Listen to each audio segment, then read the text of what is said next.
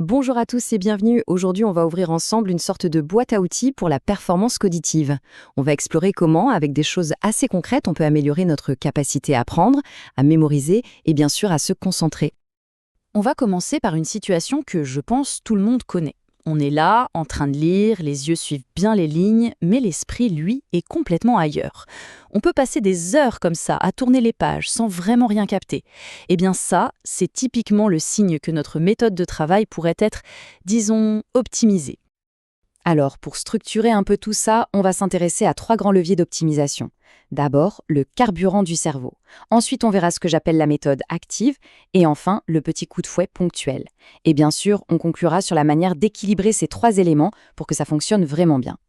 Bon, allez, on plonge dans le vif du sujet avec notre premier levier, le carburant. Parce qu'avant même de parler de technique ou de stratégie, il faut s'assurer que la machine, notre cerveau, a tout ce qu'il faut pour bien fonctionner sur le long terme. C'est la base de tout. Et au cœur de ce carburant, on trouve les fameux oméga 3. Alors, le mot le plus important à retenir ici, c'est essentiel. Essentiel, ça veut dire quoi? Eh bien, ça veut tout simplement dire que notre corps en a un besoin vital, mais qu'il est incapable de les fabriquer lui-même. On doit donc obligatoirement aller les chercher dans notre alimentation.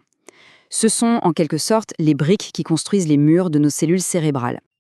Alors concrètement, où est-ce qu'on les trouve? Bon, il y a les sources les plus connues bien sûr, comme les poissons gras type saumon, maquereau, mais, et c'est une super nouvelle, il y a plein d'alternatives végétales qui sont excellentes. Les graines de chia, les graines de lin, les noix, ou même tout simplement l'huile de colza. C'est très efficace. Un autre nutriment fondamental, c'est la choline, et son rôle est juste passionnant.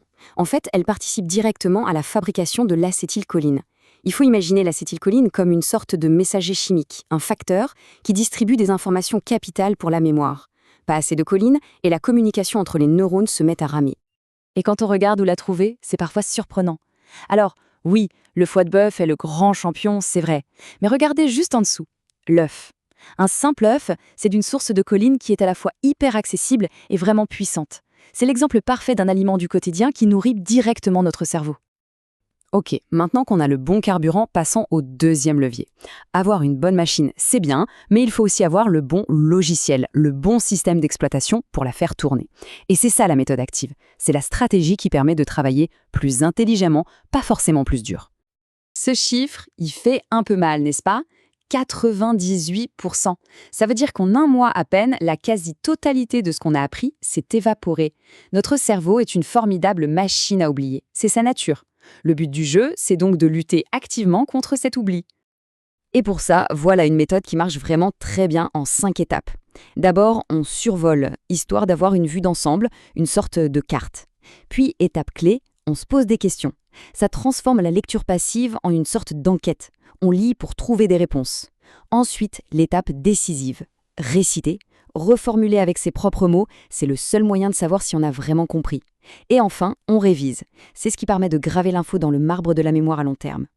Et cette image, elle illustre cette idée à la perfection. Mémoriser, ce n'est pas entasser des informations en vrac dans un grand sac. Non, c'est les organiser, les classer, comme dans une bibliothèque bien rangée. Un cerveau qui sait où sont les choses les retrouve bien plus facilement. La méthode active, en fait, c'est notre système de classement personnel.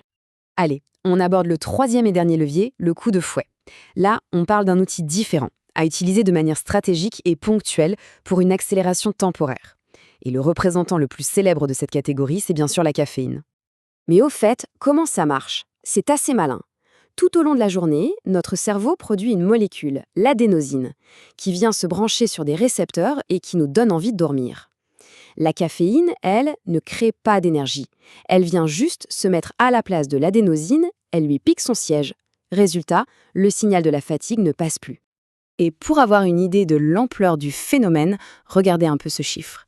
1141 tasses de café par an et par habitant en Suisse. C'est juste énorme, ça fait plus de 3 cafés par jour, tous les jours, pour tout le monde. On voit bien que c'est bien plus qu'une simple habitude, c'est un véritable phénomène de société. Mais bien sûr, comme pour tout, il y a le yin et le yang. D'un côté, c'est vrai, la caféine booste la vigilance, la concentration, même la mémoire à court terme. Mais de l'autre, ça peut sérieusement perturber le sommeil, provoquer de l'agitation et surtout, ça crée une dépendance.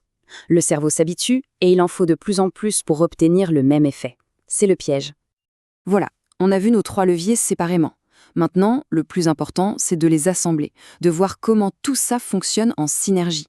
Parce que la vraie performance, elle ne se trouve pas dans un seul de ces leviers, mais bien dans leur équilibre. Voici donc notre boîte à outils au complet. La nourriture, ce sont les fondations, le matériel de construction solide.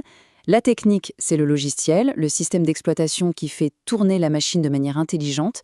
Et la stimulation, c'est le bouton turbo à utiliser qu'avec parcimonie pour des besoins bien précis. Et ça, c'est sans doute le point le plus important à retenir de tout ça. On ne peut pas tricher avec les bases. On ne peut pas compenser un manque de sommeil ou une mauvaise alimentation avec toujours plus de café. Un stimulant sur un cerveau mal nourri et sans méthode de travail, c'est un peu comme mettre un moteur de Formule 1 dans une voiture sans roues. Ça ne mène nulle part. La fondation est reine. Finalement, cette approche nous donne une grille de lecture très claire pour réfléchir à notre propre fonctionnement.